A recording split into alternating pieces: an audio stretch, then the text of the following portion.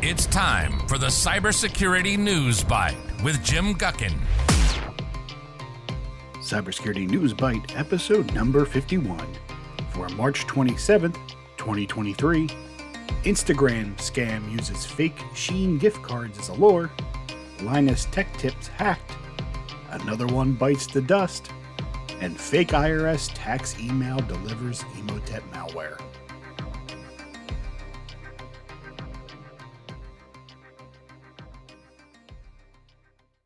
Welcome back to the show. I am Jim Guckin. I am your host. Another week. More stories that should freak you out. For our first story this week, there's a scam going on Instagram, which is not a new scam by any stretch of the imagination.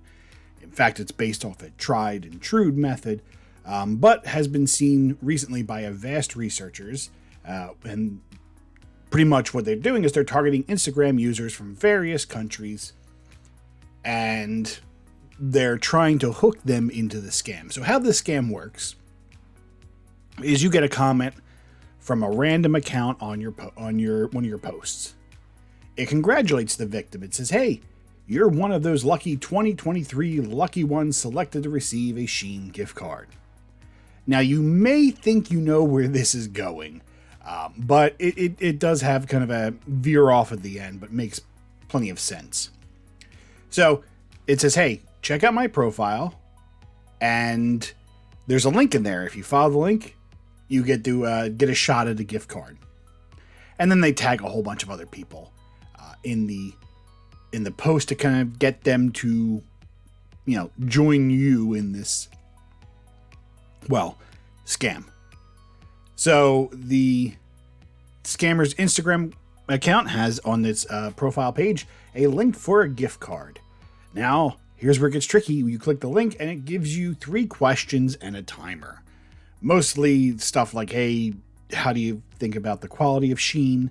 Do you like SHEIN's some stuff like that. Just very basic questions. And the funny thing is, no matter how you respond to this, in the end, your answers are 100% correct.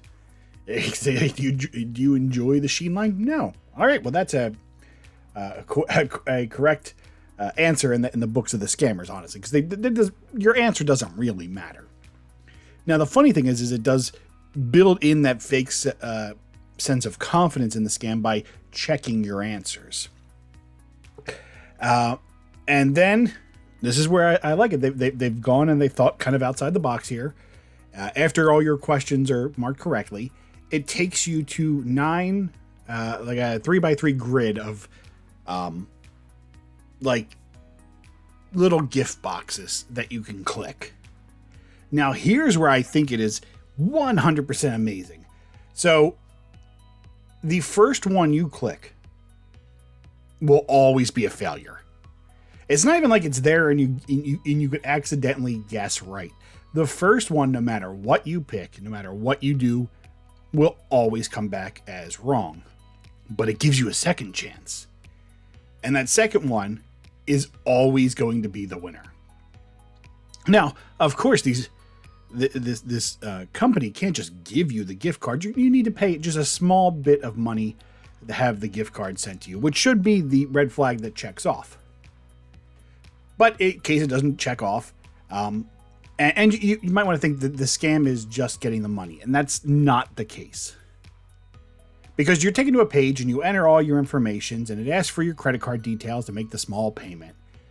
And the real hidden part of this scam is the terms and conditions in which you're signing up for. So it makes it seem like you have to pay a small amount, and at first your card will be charged a small amount. But in the end, trust me, you're not getting a gift card. But like, for example, in Australia, the victims originally charged a $2 Australian dollar fee for this gift card. Now, what it doesn't tell you, and what the terms and conditions will say if you really read them, which you have to find them, is that you're subscribing to a service.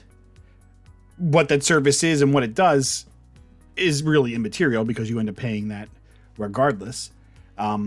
But for the Australian example, you sign up for a $69 Australian dollar charge every 2 weeks.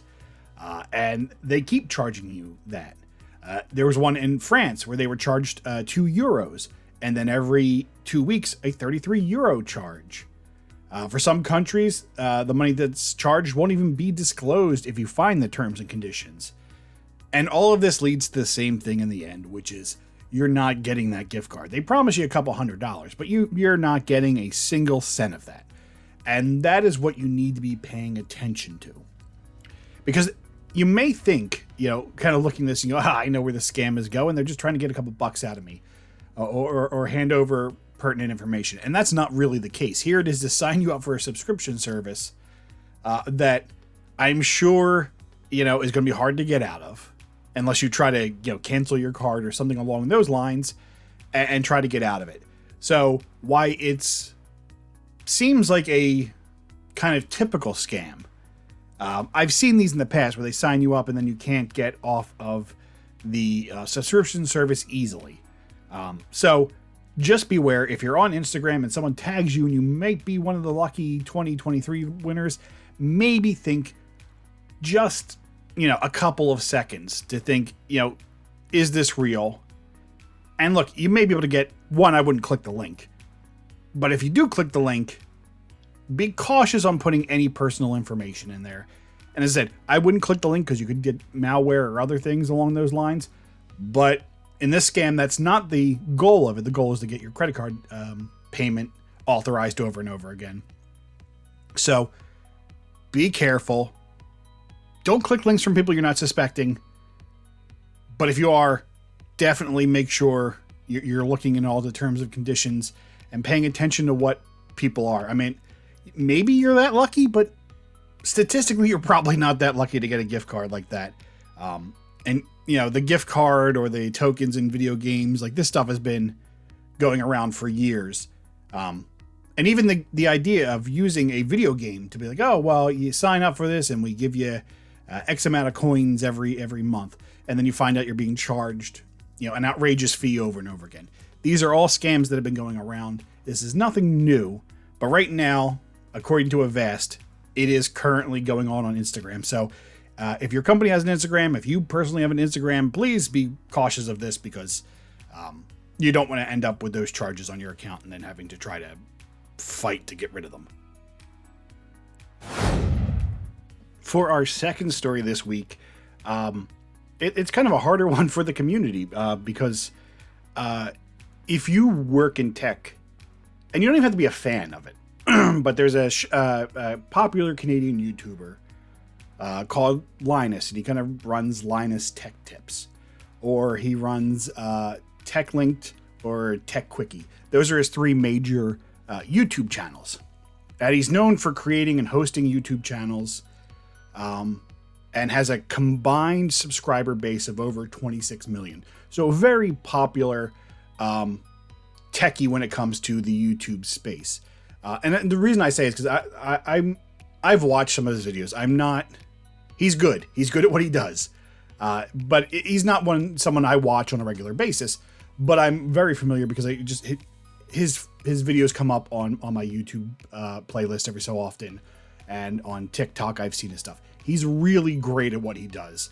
And kind of has that ability to go between, people who may not understand technology to people who work in technology. He has a very broad range in explaining things to people. Well, unfortunately, his YouTube channels were hacked. And it was kind of fascinating to learn that the attack bypassed things like password and multi-factor authentication. And this is what I'm always saying, multi-factor authentication is great. And you should have it on every account that it's available on. But it's not the end of where your security should go. And this attack kind of shows that, where one of the members of his staff was targeted. And what was taken was the session token. This is the thing in the background that once you log into a site, keeps you logged into that site. It just says, hey, this was the computer that has already authenticated. No need to ask for a password or multi-factor. We're already good. And this, once again, was done, like I've said, a lot of these attacks are done via phishing email. So one of the team members got a PDF, and the PDF appeared to be a sponsorship deal with a potential partner. And now, like you should expect for this part of the story, the PDF included malware. And that malware accessed all the user data from the 2 installed browsers that the person had, including that session token, which gave them access to the websites. All this without needing to enter any kind of security credentials. And the reason I talk about this is this shows you even people who are savvy in technology can still fall victims to these things. So don't just sit there and think, well, it can only be people who, aren't expecting this. You have to always keep your guard up. And as I said, this wasn't Linus directly. This was more one of the people he worked with him. But they were able to gain access to his channels. Now, originally, over a decade's worth of videos were deleted. Now, thankfully, he was able to pull them from a storage that he had himself. Otherwise, if they were just on YouTube, they would be gone. And during the time the account was taken over, 2 videos featuring Elon Musk talking about cryptocurrency were streamed on his channels, which once again have 26 million followers to it. That's not meaning 26 million people saw it, but there's a good chunk of people who did. Now, the first stream was called OpenAI Chat GPT-4, the game-changing AI technology. Luckily, that stream was taken down about 35 minutes after broadcasting. The second one was called Linus Tech Tips and Elon Musk Special Crypto Giveaway. That one was taken around 20 minutes after it started broadcasting. Both live streams appeared to, for every other seem to be identical. Now, in the chat for those, there was what people presume to be a malicious crypto giveaway link present. That may have appeared to be a phishing website, and the whole idea was to get cryptocurrency wallet details.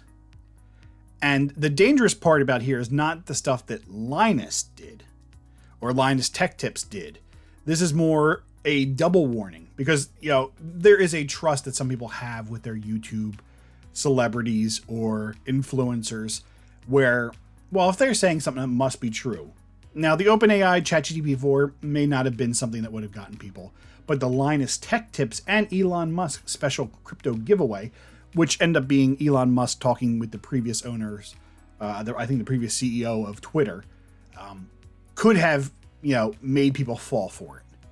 So this was a flaw on 2 different ends, one being able to open an attachment without the proper scanning, and maybe they had scanning, maybe this bypassed all the scanning. But this is what, this is why I often go about what phishing really is, because this was something that was targeted. They obviously knew who they were going after. They made it appear to be a sponsorship offer that would have enticed this person to click. And here we go, their computer's infected and their channel was gone.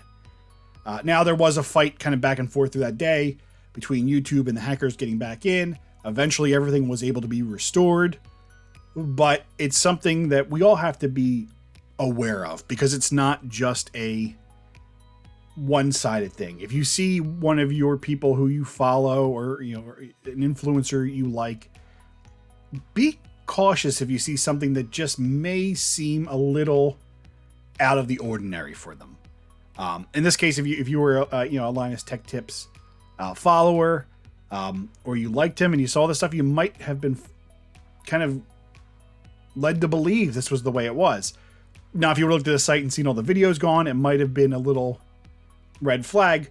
But this is why on both sides we need to be cautious, because it's not just if you're hacked. If you are a presence, whether it's a business, whether it's a influencer, you have to watch out, because this is the downside of that, is that not only is the business's reputation on the line, it could be the people who have the most faith in you.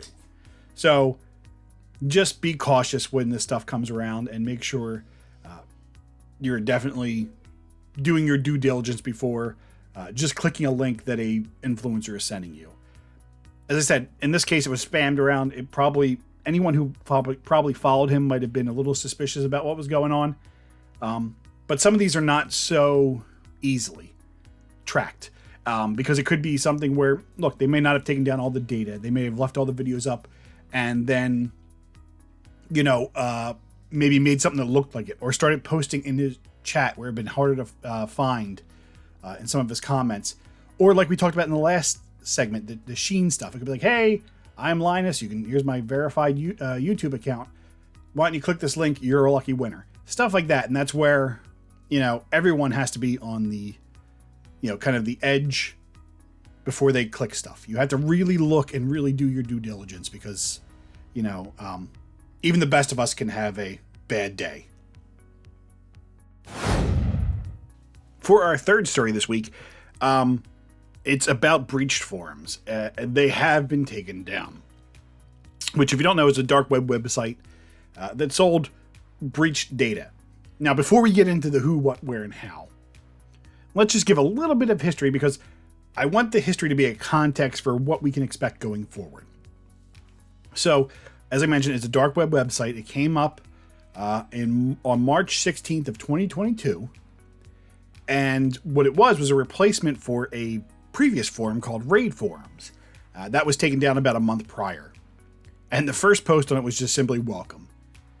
Now, through the year, we found out it was administered by a user called PomPomPerin, and it hosted hacked data of nearly 1 billion people globally, or 1 billion accounts globally.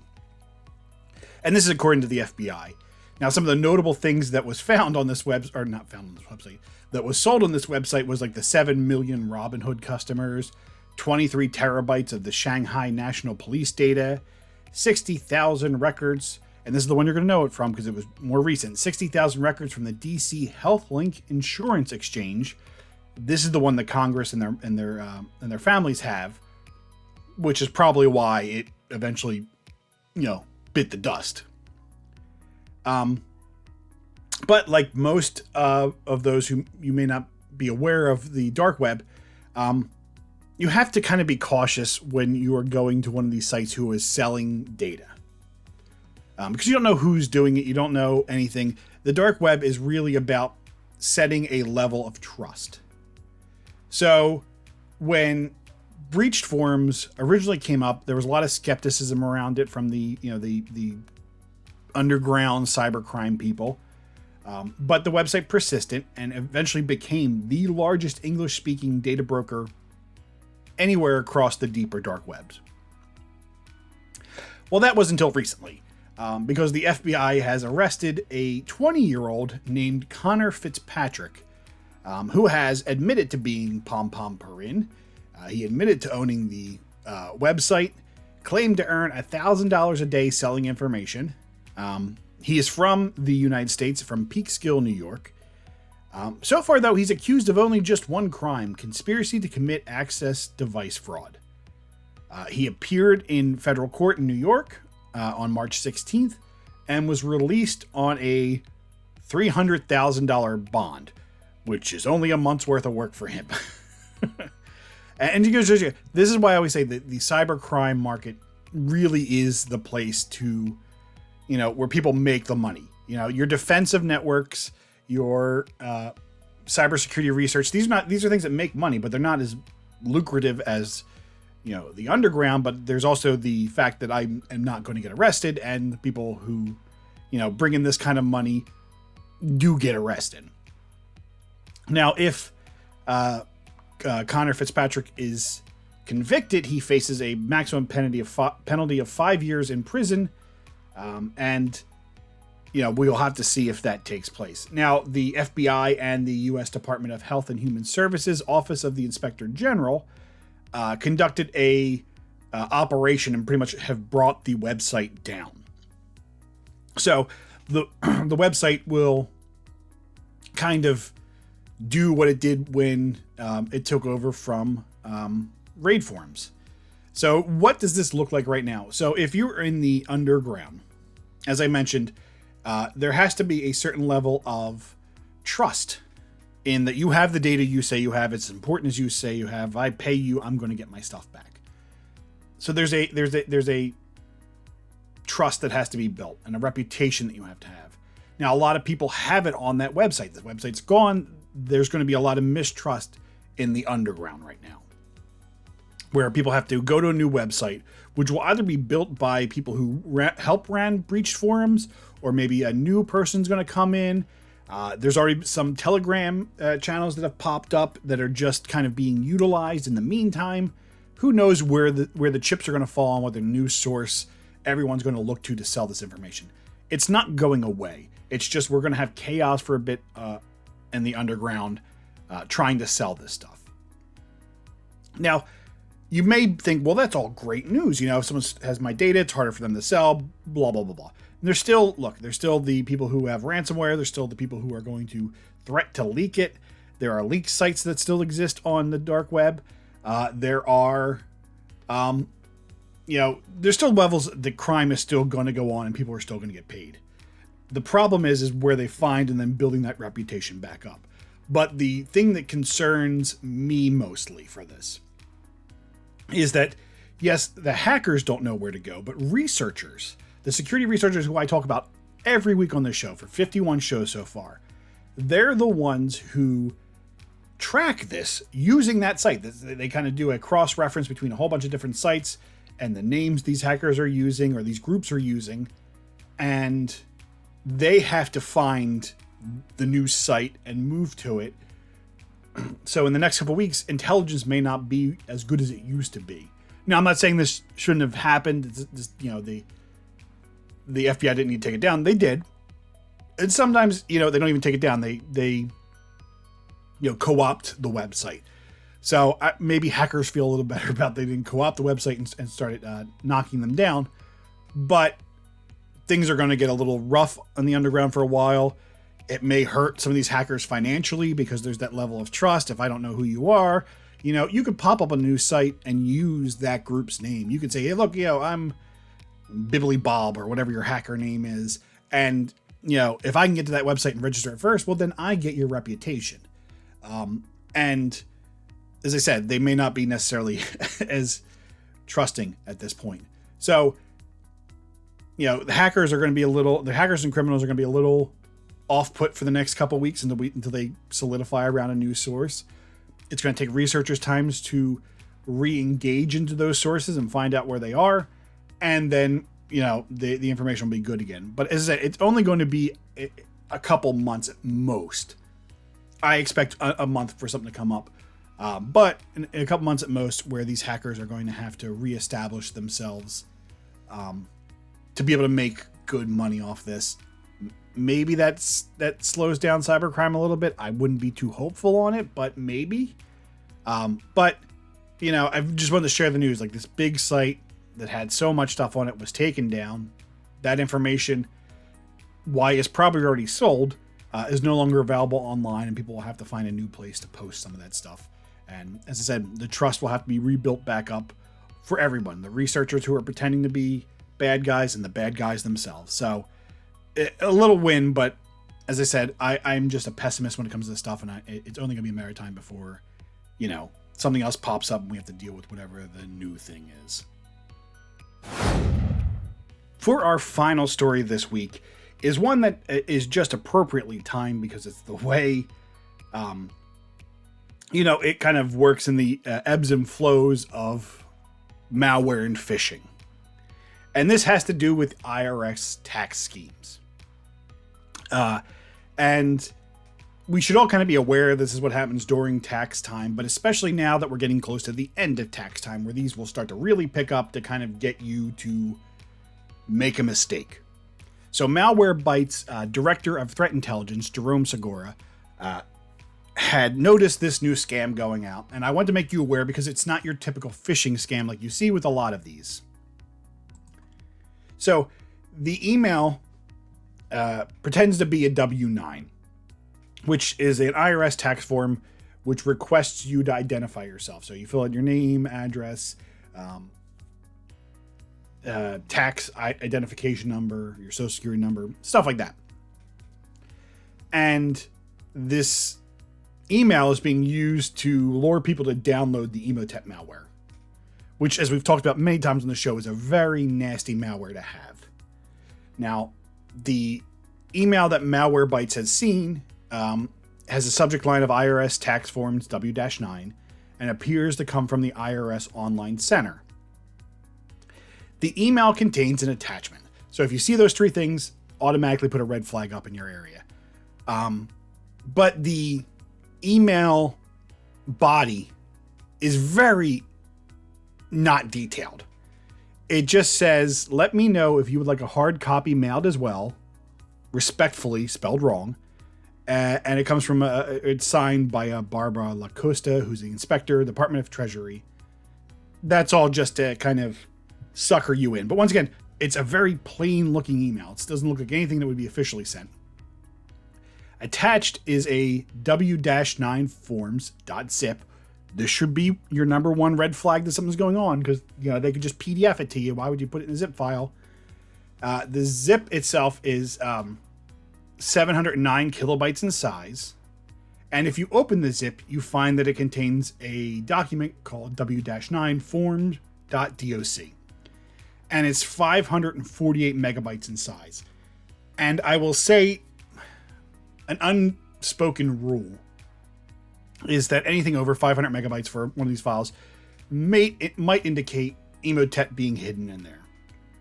It seems like from what I've seen on the underground, that making the file size larger and inflating the size tricks some security software sometimes. But you can open up the W-9 form.doc, and then it looks like a normal scam we've talked about on the show many times before. Is you'll get this document protected. Previewing is not available for the protected document. You have to press enable editing and enable content buttons to preview this document. This is where it's going to, you get the banner at the yellow banner at the top of your Word document saying, oh, this wants to run stuff. It's not safe to run. And when you click it, it runs and it installs Emotet. And then your computers are really screwed. So I just want to make this aware, not just this, but anyone. I mean, this is bad. Don't get me wrong, because you get Emotet on your computer.